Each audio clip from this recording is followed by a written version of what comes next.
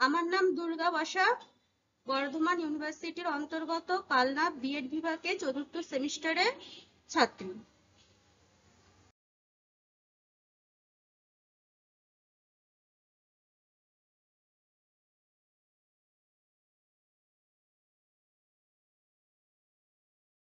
আজকের বিষয়বস্তু হলো হরপ্পা সভ্যতার নগর পরিকল্পনা। প্রধান বন্দর, রাস্তাঘাট, বসতবাড়ি, জল নিকাশি ব্যবস্থা, স্নানাগার, শস্যাগার, শাসক গোষ্ঠীর অস্তিত্ব, এই সমস্ত। তো আজকে হরপ্পা সভ্যতা সম্পর্কে আলোচনা করছি। বিশ্বের ইতিহাসে বিভিন্ন সভ্যতার মধ্যে হরপ্পা সভ্যতার আবিষ্কার ইতিহাসের নতুন ধ্যান ধারণা জন্ম দেয়। এই সভ্যতার নগর পরিকল্পনা মানব সভ্যতার ইতিহাসে অনেকখানি আলোকপাত করেছে। তো এই সভ্যতা কত সালে আবিষ্কার হয়েছিল? 1921 সালে হরপ্পা সভ্যতা দয়ারাম সাহানি আবিষ্কার করেন। এটা সিন্ধু নদীর তীরে আবিষ্কৃত হয়েছিল। হরপ্পা সভ্যতার নগর পরিকল্পনা। হরপ্পা সভ্যতা বর্তমানে লাহোরের থেকে প্রায় 100 মাইল দক্ষিণ পশ্চিমে হরপ্পা সভ্যতার সন্ধান পাওয়া যায়। তো মহেঞ্জোদারো হরপ্পা সভ্যতার দূরত্ব ছিল 4 মাইল। এবার আমরা জানবো প্রধান নগর।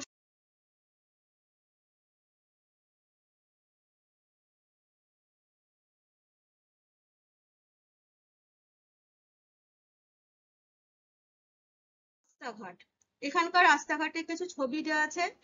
দেখো, হরপ্পা সভ্যতা শহরের চারিদিকে প্রশস্ত রাস্তা দ্বারা বেষ্টিত ছিল।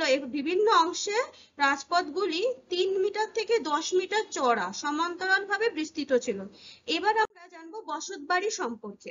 হরপ্পা সভ্যতার বসতবাড়ি ব্যবস্থা ছিল, বাড়িগুলো ছিল ইট দিয়ে তৈরি, পাথরে কোনো চিহ্ন পাওয়া যায় না। বাড়িগুলো প্রাচীর দিয়ে ঘেরা থাকতো, আর উঠোনগুলো ছিল খোলা।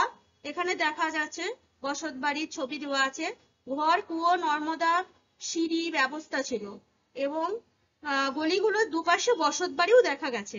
বসত বাড়িগুলোর ছবি দেওয়া আছে। এবার আমরা যাবো জল নিকাশি ব্যবস্থায়।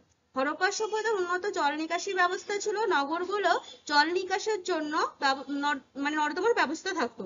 এই সভ্যতার জল নিকাশি ব্যবস্থা ছিল উন্নত, এবং হরপ্পা সভ্যতার শহরগুলো পরিষ্কার পরিচ্ছন্ন ছিল। ময়লা আবর্জনা ফেলার ডাস্টবিন ছিল, ম্যানহোলের ব্যবস্থাও ছিল। স্নানাগার, হরপ্পা সভ্যতার স্নানাগারটা সুন্দর করে দেওয়া আছে। তো হরপ্পার ছবিতে হরপ্পা সভ্যতার নগর পরিকল্পনার মধ্যে অন্যতম হলো স্নানাগার। এই সভ্যতায় বিশালাকার জলাশয়ের স্নানাগারের নিদর্শন পাওয়া যায়।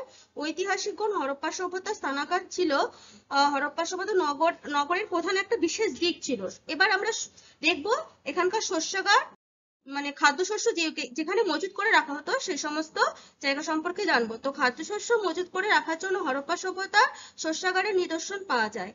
তাই হরপ্পা সভ্যতার নগর পরিকল্পনার মধ্যে অন্যতম দিক হলো শস্যাগার। হরপ্পা সভ্যতার বিশাল আকার আয়তনের শস্যাগার নিদর্শন পাওয়া যায়। ঐতিহাসিক বিশিষ্ট অধ্যাপক ব্যাসাম হরপ্পা সভ্যতার শস্যাগারের রাষ্ট্রীয় ব্যাংকের সঙ্গে তুলনা করেছিলেন। আবার অধ্যাপক ঐতিহাসিক হুইলার বলেছেন যে খ্রিস্টপূর্ব 5ম শতাব্দীর আগে পৃথিবীর আর কোনো এই হরপ্পা সভ্যতার মতো শস্যাগারের নিদর্শন পাওয়া যায় না। শাসক গোষ্ঠীর অস্তিত্ব। হরপ্পা সভ্যতার জনগোষ্ঠীর শাসক গোষ্ঠীর অস্তিত্ব পরিলক্ষিত, অর্থাৎ হরপ্পা সভ্যতা নগর পরিকল্পনার মধ্যে হরপ্পার নগরগুলি শাসক গোষ্ঠীর অস্তিত্ব পাওয়া যায়। বিভিন্ন ঐতিহাসিক শাসক গোষ্ঠী নিয়ে মতবাদ পোষণ করে থাকেন, তবে বেশিরভাগ ঐতিহাসিকই হরপ্পা সভ্যতার কেন্দ্রিক স্বৈরতান্ত্রিক শাসনের অস্তিত্ব ছিল। আবার কোনো কোনো ঐতিহাসিক মনে করতেন হরপ্পা সভ্যতার শাসন ব্যবস্থা গণতান্ত্রিক প্রকৃতির, রাজতান্ত্রিক ও প্রকৃতির ছিল। তবে এ বিষয়ে ঐতিহাসিক বিষয়ের মধ্যে মতভেদ পরিলক্ষিত হয়েছে। এবার আমরা জানবো উপসংহার সম্পর্কে। তো হরপ্পা সভ্যতার নগর পরিকল্পনা ছিল উন্নত প্রকৃতি। সেখানে মানুষের জীবনযাত্রার বিভিন্ন আধুনিক ও ছাপ লক্ষ্য করা যায়। ঐতিহাসিকগণ বলেন পাশ্চাত্য সভ্যতার মতো হরপ্পা সভ্যতাও অনেকটা উন্নত ছিল। হরপ্পা সভ্যতা সেটা দেখেই বোঝা গেছে। তাই হরপ্পা সভ্যতার নগর পরিকল্পনার মধ্যে আধুনিক ছাপ লক্ষ্য করা যায়। সেখানে অনেক ছবিগুলোর মধ্যে আধুনিকতার ছাপ আমরা দেখতেই পাচ্ছি, যা খুব উন্নত ছিল হরপ্পা সভ্যতা।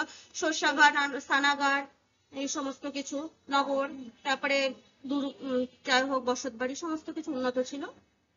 Thank you.